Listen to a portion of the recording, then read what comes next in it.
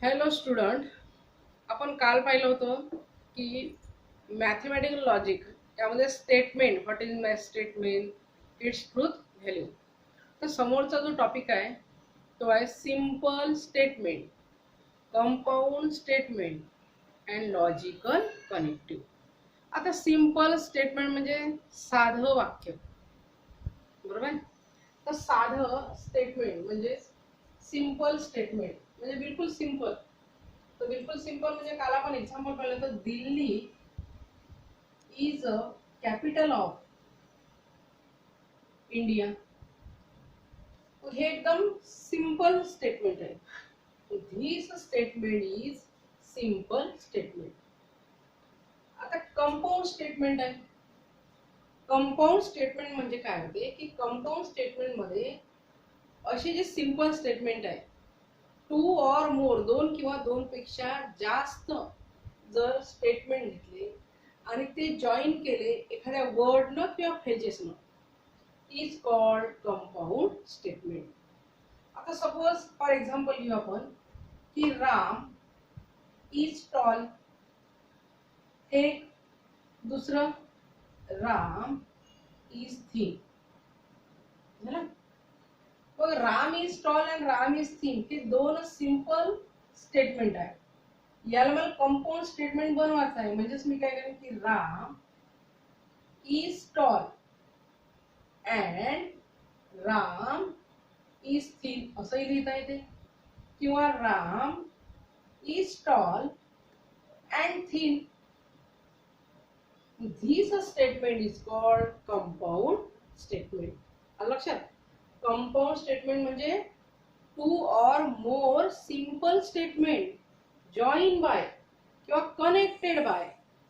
याला कनेक्ट एखादा वर्ड म्हणजे अँड किंवा फ्रेजेस, ज्या आपल्या फ्रेजेस आहेत त्या, जर या फ्रेजेस आणि फ्रेजेसनं दोन वाक्याला कनेक्ट केलं तर त्यापासून जे तयार होते वाक्य ते झालं कंपाऊंड स्टेटमेंट. लक्षात.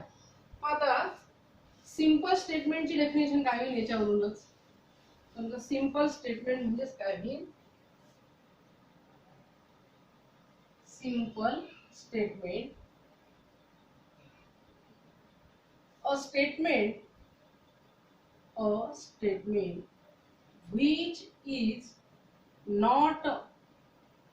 which is not connected by word or phrases of two statement.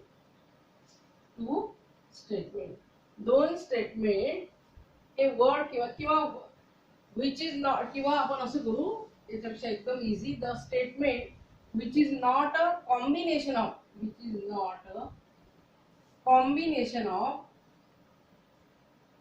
two statement, सरळ is called simple, is known as simple statement. लक्षात. फॉर एक्झाम्पल आणखी मी दुसरं एक्झाम्पल घेऊ शकतो की Paris is the capital of France हे घेऊ शकतो. किंवा आणखी कुठलंही, Mumbai is the capital of Maharashtra, किंवा every real number is a rational number. असे आणखी कोणतेही आपण हे जे स्टेटमेंट आहे ते घेऊ शकतो. म्हणजे सिंपल स्टेटमेंट, याला कोणत्याही वर्डनं किंवा कनेक्टिव्हनं जॉईन केलेलं नसतं. नंतर कंपाऊंड स्टेटमेंट. कंपाऊंड स्टेटमेंटची डेफिनेशन काय होईल. A statement which is connected by word or phrases of two or more statement is known as compound statement. For example समजा मी म्हटलं आता एक स्टेटमेंट घेतलं, सपोज ते घेतलं पी म्हटलं 2 इज इव्हन नंबर. आणि दुसरं एक स्टेटमेंट घेतलं की 3 इज ऑड नंबर. याचं कंपाऊंड स्टेटमेंट तयार करायचं आहे. तर मग काही 2 is even number and 3 is odd number. This statement is compound statement.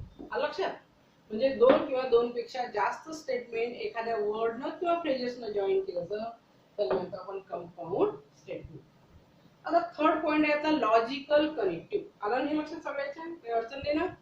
पहा आता लॉजिकल कनेक्टिव्ह. तर लॉजिकल कनेक्टिव्ह हा लॉजिकल मधलाच वर्ड आहे. आता जसं इंग्लिश मध्ये जे कनेक्टिव्ह आहे त्याला आपण फ्रेजेस म्हणतो. अँड आहे, ऑर आहे, इफ देन आहे, इफ अँड ओनली इफ आहे, नॉट आहे, बरोबर, ॲज सून ॲज आहे, आयदर ऑर आहे. तसंच या मॅथ मध्ये ते इंग्लिश मधलेच काही 5 कनेक्टिव्ह मॅथ मध्ये घेतले. त्याला म्हटलंय ते लॉजिकल कनेक्टिव्ह. आता हे लॉजिकल कनेक्टिव्ह कोणते आहे? तर जे कंपाऊंड स्टेटमेंट आहे logical connective. The compound statement joined by word or phrases is called, this word or phrases connected by a simple to दोन सिंपल स्टेटमेंट आहे. दोन सिंपल स्टेटमेंटने कनेक्ट केलं वर्ड न किंवा फ्रेजेस न. this called logical connective. आलं लक्षात? this is called logical connective. आता लॉजिकल कनेक्टिव्ह कोणते आहे? the phrases और कनेक्टिव्ह कोणते कोणते यामध्ये वापरले आहे?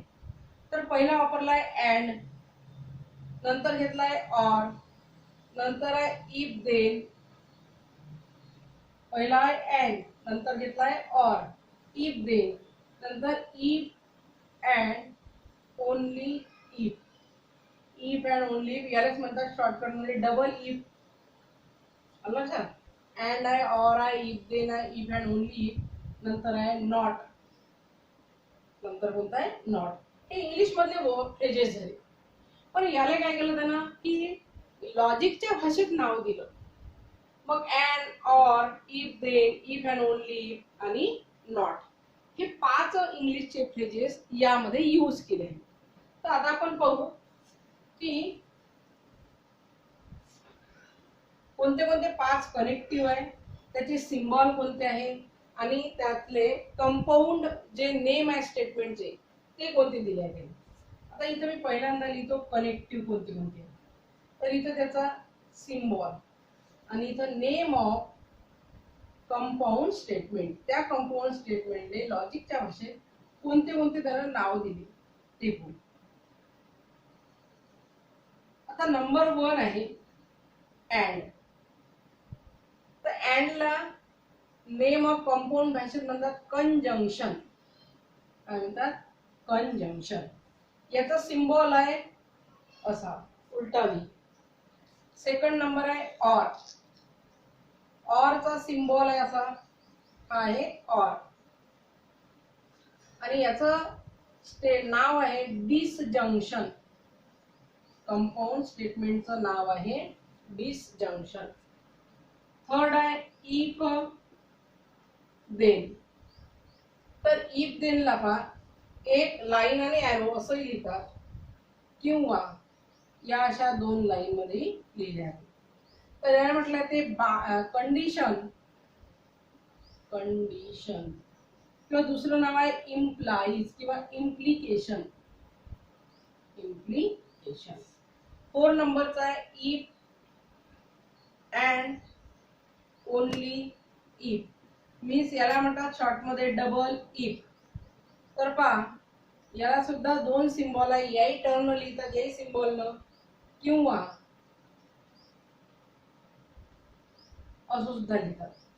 याचं कंपाऊंड स्टेटमेंटचं नाव आहे बाय कंडिशन और डबल इम्प्लिकेशन और परत इक्विव्हॅलन्स. याला 3 नाव आहे. आता 5 नंबरचा आहे नॉट. याचा असा सिम्बॉल आहे, याला म्हटलंय ते निगेशन. निगेशन.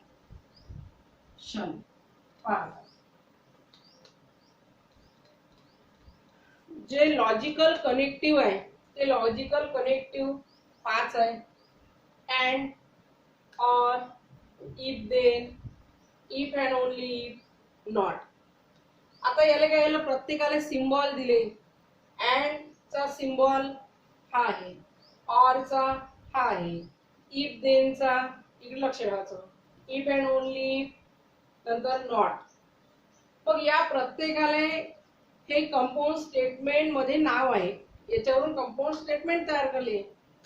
म्हणजेच अँड चं नाव आहे conjunction, or disjunction, if and then condition or by implication, if and only by condition or double implication किंवा इक्विव्हॅलन्स. तर इफ देनला 2 नाव आहे, कंडिशन म्हणतात किंवा इम्प्लाय म्हणून वाचले जाते. Not, negation. आलं लक्षात? झाले पाठ. हे पाठ करून घ्यायचे बिलकुल, एकदम इझीच आहे. And, or, if then, if and only if, not. आता एक एक आपण आता पूर्ण डिस्क्रिप्टिव्ह मध्ये पाहू. तर फर्स्ट नंबरचा पाहणार आपण कंजंक्शन. लिहून घ्या हे.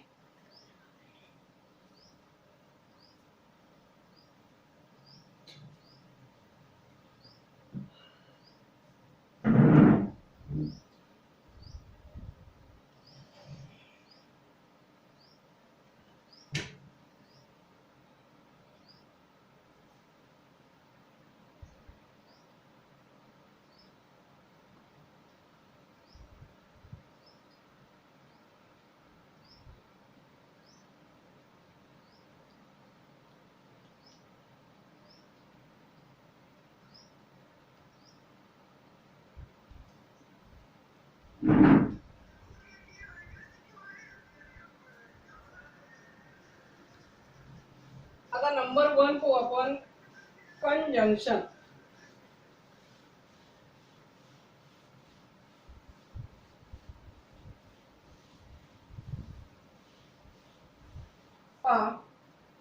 नंबर 1 आहे कंजंक्शन, बरोबर आहे. यालाच म्हणतात अँड. याचा सिम्बॉलही बाजूला असा लिहून घ्यायचा. आता कंजंक्शन म्हणजे नेमकं कोणाला म्हटलं की a compound statement. Compound statement is combine. कोणापासून बनलाय compound statement? Compound statement is combine by 2 simple statement connected by word. कोणता word? Suppose and is called conjunction. Compound statement जे बनलेलं आहे 2 सिंपल स्टेटमेंट न, ते 2 सिंपल स्टेटमेंट जॉईन केले एका कनेक्टिव्ह न, ते कनेक्टिव्ह आहे अँड. आणि this statement is called conjunction. आलं लक्षात? आणि this statement is called conjunction. आता suppose let P and Q are 2 simple statement. हे 2 जर सिंपल स्टेटमेंट आहे, बरोबर. याचं मला कंपाऊंड स्टेटमेंट तयार करायचं आहे. It's compound statement. तर याचं कंपाऊंड स्टेटमेंट काय होईल की P and Q असं होईल, बरोबर. याला वाचतात ते P and Q. मग याला इट्स डिनोटेड बाय, याला सिम्बॉलिक फॉर्म मध्ये कसं डिनोटेड? P, बरोबर. मग याला वाचतात कसं? P कंजंक्शन Q किंवा P and Q हे सुद्धा वाचतात. हा झाला सिम्बॉलिक फॉर्म, हे झालं वर्ड. मग हे जे कंपाऊंड स्टेटमेंट आहे हे कंजंक्शनच्या भाषेत लिहिलं आहे. कनेक्टिव्ह कोणतं वापरलं? कंजंक्शन. म्हणून याला म्हटलं ते कंजंक्शन. आलं लक्षात? हे सुद्धा झालं कंजंक्शन. आता या पूर्ण स्टेटमेंटचं म्हणजे कंजंक्शनचं किंवा हे दिलेलं सिम्बॉलिक फॉर्मचं स्टेटमेंट आहे, या स्टेटमेंटला ही ट्रूथ व्हॅल्यू आहे. तर याचे ट्रूथ व्हॅल्यू हे ट्रूथ टेबल एक तयार करावं लागते. मग इट्स ट्रूथ टेबल. आता याचा आपण ट्रूथ व्हॅल्यू किंवा ट्रूथ टेबल तयार करू. ट्रूथ टेबल पहा आता कसा करायचा ट्रूथ टेबल. तर पी आणि क्यू हे दोन स्टेटमेंट आहे, बरोबर. आता आपल्याजवळ फॉल्स आणि ट्रू. ट्रूथ व्हॅल्यू दोन आहे, एक फॉल्स आहे एक ट्रू आहे. मग आता पहा दोन व्यक्ती, आता एकच व्यक्ती नाही, मग दोन व्यक्ती आहे, तर याला मी एकदा पहिले टी देईन, यालाही द्यायला लागेल टी, बरोबर, नाही तर रागील. मग याला टी टी दिलं, आता याला टी देईन याला एफ देईन, आता याला एफ देईन याला टी देईन, म्हणजे राग नाही यायला पाहिजे काय. आणि आता जसं दोघांनी टी टी दिला तर दोघांनी एफ एफ देऊन पाहा लागल, तेव्हा काय रिझल्ट येते हे शोधा लागल. म्हणजे हे शोधायला लागल म्हणजेच त्यात ते व्हॅल्यू पुट करावं लागल, नंतर ते फाइंड करावं लागते. म्हणजे ती झाली कंजंक्शनची ट्रूथ टेबल किंवा ट्रूथ व्हॅल्यू, पूर्ण कंजंक्शनची. पण कंडिशन आहे, एकदा टी आहे दुसऱ्यांदा टी आहे तेव्हा काय रिझल्ट भेटते. एक टी आहे दुसरा एफ आहे तेव्हा काय होईल. पहिला टी एफ आहे तर टी क्यू टी आहे तेव्हा रिझल्ट काय होईल. आणि दोन्ही एफ एफ असताना यामध्ये काय बदल होते किंवा काय रिझल्ट होते. आता एक डोक्यात ठेवायचं की अँड आहे. अँड आहे म्हणजे आपल्या ज्या मॅथच्या भाषेत आहे त्या मॅथच्या भाषेत अँड म्हणजे गुणाकार, प्लस हे साईन घ्यायचं. आणि जो टी आहे म्हणजे 1 घ्यायचा आणि एफ म्हणजे 0, म्हणजे लवकर लक्षात राहील हा टेबल.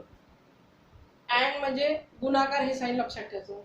टी म्हणजे 1 घ्यायचा डोक्यात आपल्या, इथं लिहायचं नाही, लिहायचं टी आणि एफच्याच भाषेत, आणि एफ म्हणजे 0. आता मी टी इंटू टी म्हणजे टी म्हणजे 1 घेतलं मी, 1 गुणिला 1 एकच होते, 1 म्हणजे टी. टी गुणिला एफ, टी म्हणजे 1, एफ म्हणजे 0, 1 गुणिला 0 0 म्हणजे इथे एफ.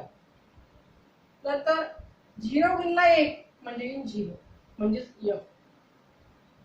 दोन्ही एफ एफ आहे, 0 गुणिला 0 0 म्हणजे इथं एफ. लक्षात. म्हणजे पी क्यू मध्ये पहा जो कंजंक्शन आहे, या कंजंक्शन मध्ये सर सेम व्हॅल्यू असेल, टी टी सेम नाही म्हणता येईल, दो सेम तर मग एफ एफ आहे, फक्त टी टी असेल तरच तो टी आहे, बाकी सगळे एफ, बाकी सगळे एफ. टी एफ असेल तर एफ, एफ टी असेल तर एफ, आणि एफ एफ असेल तर एफ. म्हणजेच या दोघांचा जो अँड हे आहे, अँड म्हणजे कोणतं साईन डोक्यात समजायचं, गुणाकाराचं. टी म्हणजे 1, एफ म्हणजे 0. लवकर लक्षात येईल. 1 इंटू 1 1, 1 इंटू 0 0, 0 इंटू 1 0, 0 0 0. तर 0 म्हणजे याच्यात एफ. जसं कॉम्प्युटर आहे, कॉम्प्युटरले 1 आणि 0 ची भाषा समजते, पण हा लॉजिक आहे तर या लॉजिकले टी आणि एफ ची भाषा समजते, म्हणून इथं लिहायचं. आणि याचा अँड जो आहे, अँड म्हणजेच conjunction. This is the truth table of conjunction. हा ट्रूथ टेबल झाला कंजंक्शनचा. आलं लक्षात, समजलं सगळ्याले, हे झालं कंजंक्शन. आता सेकंड नंबरचं बघू आपण डिसजंक्शन. डिसजंक्शन. तर डिसजंक्शन चा जो वर्ड आहे किंवा फ्रेजेस आहे ती ऑर, याचा सिम्बॉल असा सरळ जाईल. मग compound statement is combined by two simple statement is connected by, आता वर्ड आहे ऑर, कोणतं वर्ड आहे or, is called conjunction, sorry is called disjunction, काही डिसजंक्शन.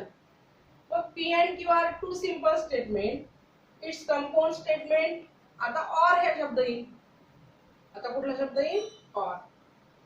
आता आपण याचा जर ट्रूथ टेबल आहे, डिसजंक्शन, डिसजंक्शन म्हणजे ऑर, ऑर जिथं आहे तो आहे सरळ व्ही, याचा सिम्बॉल आहे. आणि पी आणि Q two simple statement, it's compound statement लिहिताना कसं लिहू आपण, पी और क्यू, म्हणजेच पी डिसजंक्शन क्यू. वाचता येणे वाचत असं पी डिसजंक्शन क्यू. मग याचा ट्रूथ टेबल तयार करायचा आहे. तर डिसजंक्शन व्हॅल्यू ज्या ट्रूथ व्हॅल्यू आहे त्याच पी आणि क्यू मध्ये, कारण दोनच स्टेटमेंट आहे, दोघांना सारखं वाटप करायचं आहे, मग इथं फक्त येईल डिसजंक्शन. पी क्यू हे दोन कॉलम आहे, पी क्यू लक्षात. आता याच्यामध्ये डिसजंक्शन जो आहे, डिसजंक्शन याच्यामध्ये प्लस साइन घ्यायचं, ऑर म्हणजे प्लस, अँड म्हणजे गुणाकार, तसं ऑर म्हणजे घ्यायचं प्लस. मग आता ऑर आहे, प्लस आहे, मग आता टी मीन्स मग सांगितलं टी म्हणजे 1, एफ मीन्स 0. 1 प्लस 1 1 म्हणजे टी, टी प्लस 0 म्हणजे आता टी म्हणजे 1, 1 प्लस 0 1, 0 प्लस 1 1, 0 प्लस 0 0 म्हणजे एफ. पहा हा डिसजंक्शन आहे. डिसजंक्शन म्हणजे ऑर. डिसजंक्शन मध्ये काय, टी टी असेल तर टी, टी एफ असेल तर टी, एफ टी असेल तर टी, एफ एफ असेल तर एफ. मग मी मगाशी म्हटलं की जसं अँड मध्ये आपण कंजंक्शन म्हणतो, अँडले म्हणजे गुणाकाराचं साइन देतो, तसंच ऑरले डिसजंक्शन म्हटलं मी. डिसजंक्शन म्हणजे प्लस, डिसजंक्शन म्हणजे तुम्ही याच्यात लिहू शकता असं काही इथं प्लस असं. मग आता टी टी टी म्हणजे 1 प्लस 1 1च होते, म्हणजे मी लिहिलं टी. टी प्लस 0 म्हणजे 1 प्लस 0 1, 0 प्लस 1 1 आणि 0 0 0. किंवा या पी आणि क्यू मध्ये वा डिसजंक्शन मध्ये T F T T T F F T या सगळ्या ठिकाणी टी आहे, आणि एफ एफ असेल तेव्हा एफ आहे. आलं लक्षात, समजलं? म्हणजे हे डिसजंक्शन जे आहे कंजंक्शनच्या उलट आहे. आलं लक्षात? हे झालं डिसजंक्शन. लिहून घ्या.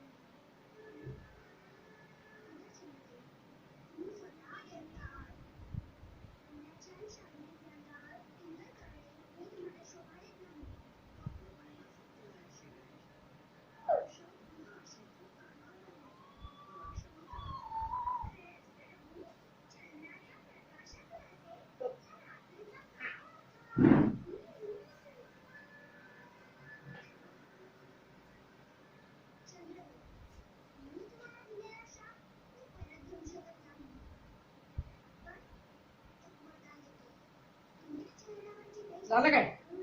आता हे जे डिसजंक्शन आहे म्हणजे इंग्लिश मध्ये जे ऑर आहे, या ऑर साठी आणखी काही वर्ड वापरले जाते.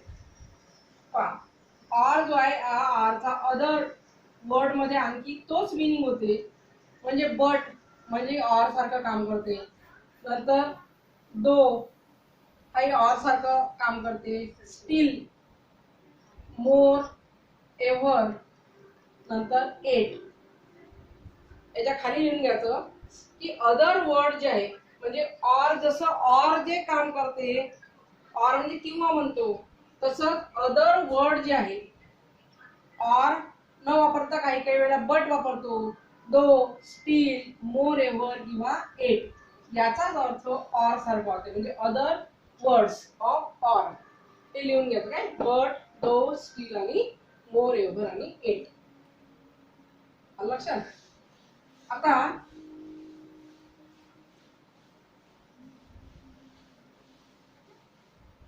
थर्ड नंबरचा आहे बाय कंडिशनल और इम्प्लिकेशन. थर्ड नंबरचं काय बाय कंडिशन और इम्प्लिकेशन. आता हे सुद्धा काय आहे बाय कंडिशन आणि इम्प्लिकेशन मध्ये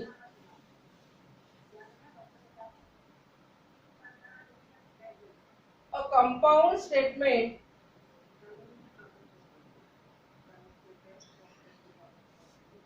is combined by two simple statement. याच्यात सुद्धा statement is connected by phrases or word. कोणता if आणि then. हे if आणि then वापरले जाते. then it is implication किंवा by condition. इथं झालं implication किंवा by condition. तर it is denoted by. हा डिनोट केलेला ते एका अशी लाईन आणि हा एरो. हे झालं याचं नोटेशन. आता late P and Q are two simple statement. मग याचं कंपाऊंड स्टेटमेंट मध्ये पण इम्प्लिकेशनच्या भाषेत लिहायचं असलं तर इफ P then Q असं लिहिलं जातं. किंवा आता मी सपोज म्हटलं की एखादा एक्झाम्पल आहे P आणि Q. तर a rectangle is a quadrilateral आणि a rectangle has its diagonal bisect each other. असे दोन स्टेटमेंट आहे. तर याच्या इम्प्लिकेशन किंवा कंडिशनच्या भाषेत जर लिहायचं असेल तर if a rectangle is quadrilateral then its diagonal bisect each other असं लिहिलं आहे. आलं लक्षात. A rectangle is a quadrilateral, its diagonal bisect each other. तर हे झालं वर्ड मध्ये. मग याला सिम्बॉलिक फॉर्म मध्ये लिहित असताना हे वर्डच्या भाषेत झालं तर याला P implies Q. आलं लक्षात. किंवा याचा शॉर्टकट P पहिले इफ नंतर P म्हणजे फर्स्ट स्टेटमेंट नंतर then नंतर अनदर स्टेटमेंट Q. आलं लक्षात. हे झालं इफ देनचं. आता याचा आपल्याला लिहायचं आहे ट्रूथ टेबल. ट्रूथ टेबल और कंडिशन कंडिशनल किंवा त्याला म्हणतो और इम्प्लिकेशन. आता ट्रूथ टेबल लिहिताना तोच P Q P implies Q. आता जो सिम्बॉल आहे इम्प्लाइजचा तो सिम्बॉल मध्ये लिहायचा आपण. तर दोन्ही पहिले T एक T दुसरा F नंतर F T म्हणजे दोघांनी सारख्या ट्रूथ व्हॅल्यू द्यायच्या आणि त्याच्यावरून त्याचा ट्रूथ व्हॅल्यू फाइंड करायचा. नंतर F F. आता यामध्ये लक्षात ठेवायचं इफ आणि देन आहे ना. पहिले इफ जर नंतर तर इफ देन. मग यामध्ये काय आहे पहिला F आणि दुसरा T असेल तर T बाकी सगळे F. पहिला T दुसरा T असेल